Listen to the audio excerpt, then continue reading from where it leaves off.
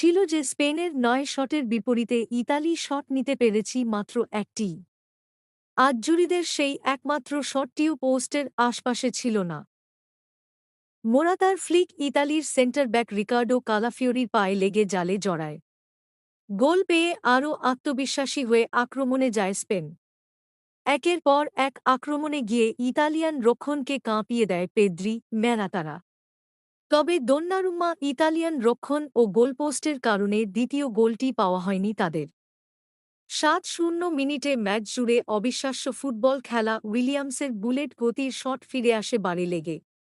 শেষ দিকে ২-১ অবশ্য সমতা ফেরানোর কাছাকাছি গিয়েছিল ইতালি, কিন্তু শেষ পর্যন্ত পাওয়া হয়নি কাঙ্ক্ষিত গোলটি। মাঠ ছাড়তে হয়েছে হার নিয়েই। এখন শেষ ১৬-এ যাওয়ার লড়াইয়ে সোমবার রাতে শেষ ম্যাচে ক্রোয়েশিয়ার মুখোমুখি হবে ইতালি।